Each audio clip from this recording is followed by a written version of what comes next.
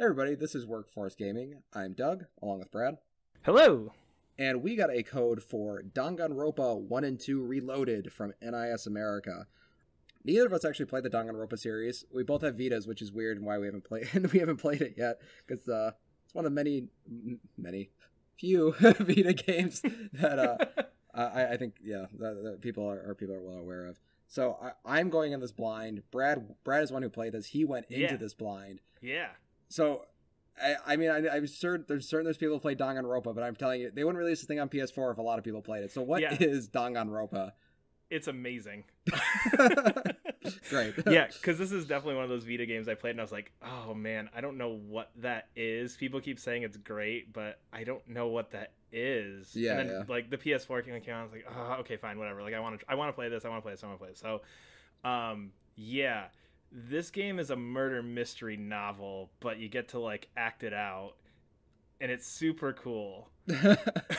So, I guess to kind of put that more into a good perspective, it's a visual novel, which I've never touched before in my life. Mm-hmm.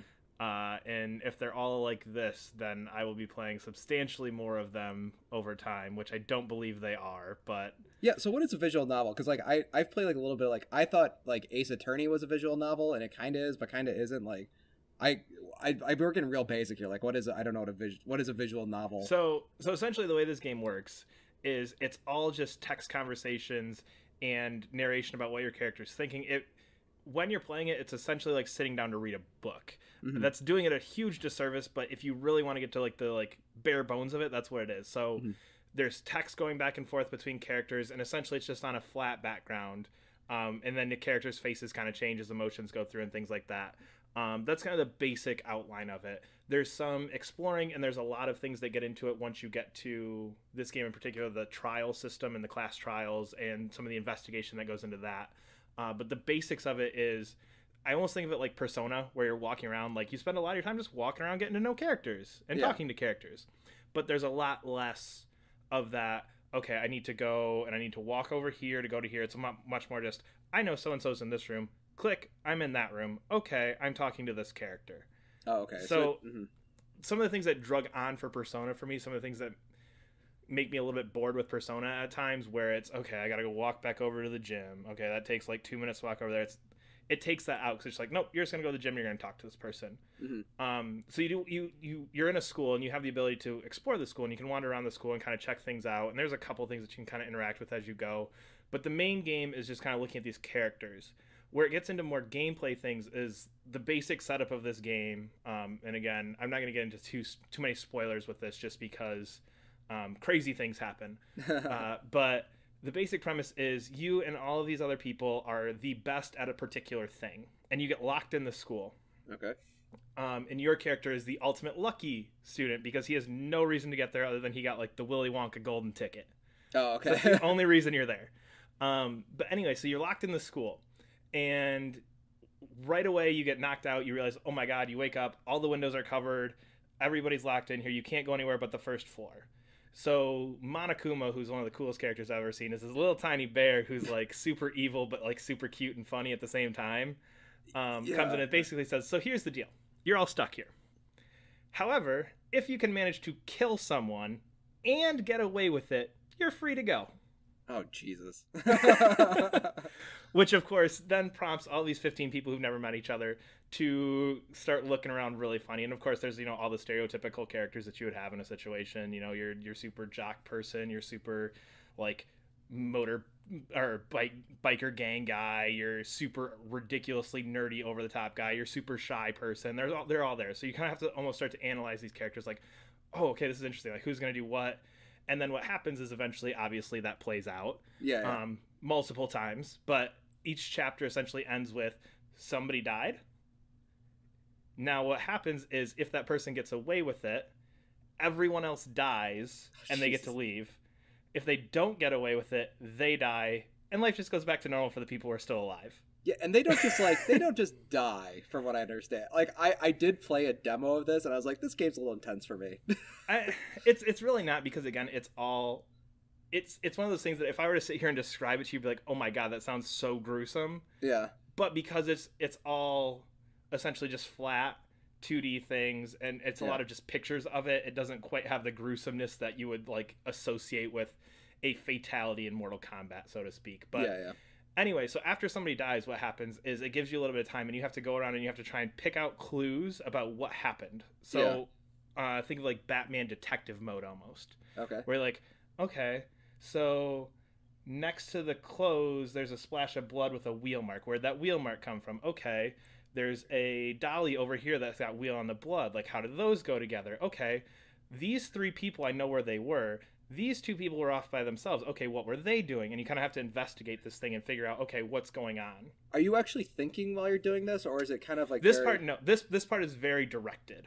Oh, okay. So you have to like decide like, okay, like what room do I want to go to? Yeah. Who do I want to talk to? But it's very directed. And again, I haven't played through all the second one. I'm nearing the end of the first one. But when you look at it, it makes sense the logical order you go through it too, but it is led through. It doesn't seem like you can miss anything. Okay. Yeah, it seems like you have everything, because the way the trial then plays out is all of the other characters will make arguments against each other, and you kind of almost have to be the moderator of going like, oh, hold on, that's not true. This happened. But you've made that decision though to like say this is not true, because it'll say like because when I've played ones before, they're like, you hear something funny with his thing. What did you hear that was funny like about his discussion or something? It's like that. Yeah, and then it'll give you like 3 options to pick. So there's a couple ways that like the game, it gets into essentially like mini games when you get to the trial thing. So one is that where it's just, okay, you heard something funny about the noise coming from the cafeteria. Yeah. What was it? And then you pick the 3. There's also the argument section, which is essentially different characters all arguing back and forth. Yeah. And certain words will be highlighted in orange, and when they're highlighted, you have certain pieces of evidence that you like shoot at it to contradict that. So like they're called truth bullets. So like as they're talking, like Doug will say something, and then I'll say something. Doug will say something, and then you're like, oh wait, that's not right, and you hit the button and shoot it, and then I'll be like, oh, hold on a second. When we were investigating, remember the noise came from the cafeteria, not from the bathroom. Oh, okay, that's cool. Have you failed a trial before, or? Yes. Yeah. So if you fail a trial, does it just say like game over? It's then they all accuse you of making up evidence, and then you die, and then it's just like, oh no, I'm not going to give up. I'm going to try again. Oh, okay. So again, there's no real fail state in this, which I guess could be one of the downsides to it. Is, I mean, the difficulty, there's difficulty levels just in the way the thinking works of those things and how quick things move in the mini games and stuff like that. Yeah. But for the most part, I'm playing through it, I picked the normal one, and there's really no set point where it's like, okay, you're gonna fail. Yeah. Okay. It's, you failed, but let's just restart you back a minute or 2. Oh, okay. So it's but I mean, like visual novels, it is more about the story, it's more about the characters. Which actually, I don't put a whole lot of stake in. I think story. I like plot. I don't really care about like story and characters particularly, but I know that's you put a lot of stake in that. So yeah, I imagine these games kind of like live or die by their characters. Oh yeah, and for sure, and that would be the thing too, is if this didn't have the good characters and it didn't have that really good driving force of like, okay, this is just one of those like way out there situations that's very curious to explore and very interesting to hear how these things are interacting with each other and how these characters are reacting to different pieces, because as you go through, you're also trying to figure out like, how the hell did we get here, and why are we here, and how do we get out? So you're trying to play through that mystery while at the same time hoping nobody dies, and then when somebody dies, investigating that. So there's a lot of different threads kind of crossing there. So like whenever you're done with a trial, a new floor of the school opens up as a reward for picking the right person. So you start on the first floor, you guess the killer right. Okay, now you get access to the second floor, and you kind of are searching for clues about, okay, are there ways to get out on the second floor? Is there new stuff on the second floor that's, pointing us in a certain direction to what's going on? And is the bear just sort of like mocking you the whole time, or like does he like have actual agency in the story, or? So Monokuma is essentially, he functions for the most part as your captor, so to speak. Oh, okay. Like he directs he sits as like the judge in the trials. He knows everything that's going on. He kind of will like come up and be like, remember that time you thought they died? Maybe it wasn't. Oh, jeez. Like that kind of stuff. So he essentially is like the guy behind the screen in like a Saw movie, so to speak. Like kind of directing what you're doing, but not really taking part in anything you're doing outside of, I guess, a short spoiler for the first hour or so. there's a couple or different parts of the game. There's a couple parts where he's like, "Man, I'm bored. You guys need some motivation to kill each other." And then he'll step in and do some weird thing and be like at one point it's like, "Oh yeah, if nobody kills each other and then if nobody dies in the next 24 hours, I'm going to release all of your deepest, darkest secrets to the rest of the world." Oh, Jesus.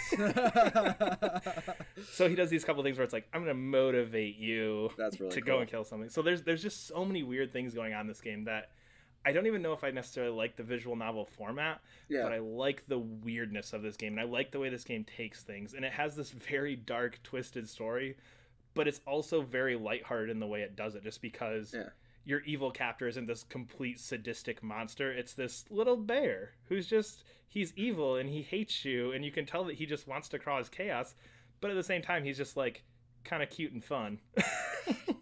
That's so weird. Yeah, because he'll like just pop up at other times and just like tell you a quick joke about something that's going on, or like, "Oh, it's sad when you guys don't kill each other." Oh, anyway, it's like, so I mean, it's actually like, I mean, it's pretty entertaining. Like one of these games, like there's like translation wise, sometimes like Japanese. I know this is like, because I know in recent years Japanese translations, like they do fix a lot of stuff. Like it is pretty funny and it's like well written and all that stuff, I imagine. Oh yeah, for sure.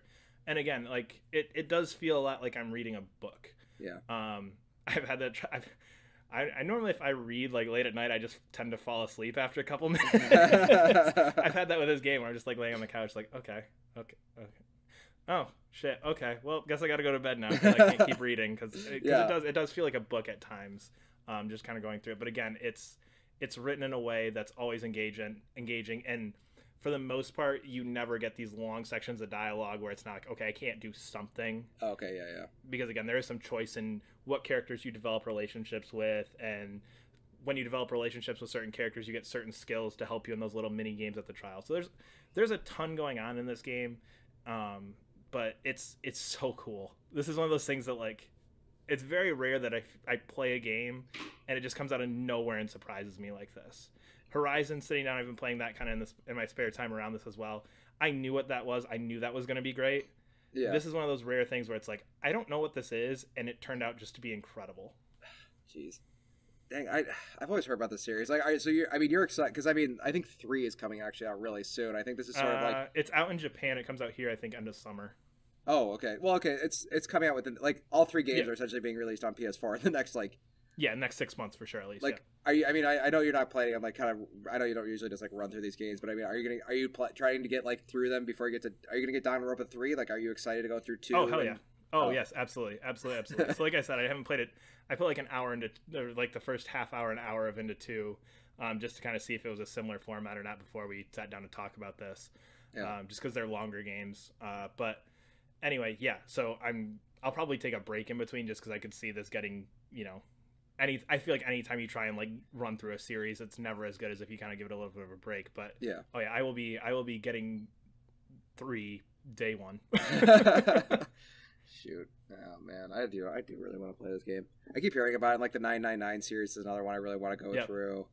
So I mean Steins Gate I think is another. So you're now, your attention is now on these. Like, hey, this is actually a genre I might start. Yeah, this is something now that instead of like, because again, those ones you just mentioned too, they're always sitting there like, oh man, sounds so interesting, but I don't know if I'm gonna like that or not. Yeah. And then this one I feel like I always hear is one of the best ones. So that was kind of my thought with this. Was like, oh man, I'm curious enough. Let's try this. Yeah, it's all downhill from here now.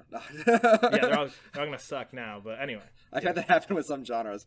Don't always play the best in the genre right off the bat. All right, cool. We are Workforce Gaming. If you guys like what you heard, you can always subscribe to us on YouTube. Follow us on Twitter @Workforce Gaming. We'll see you guys next week. See ya.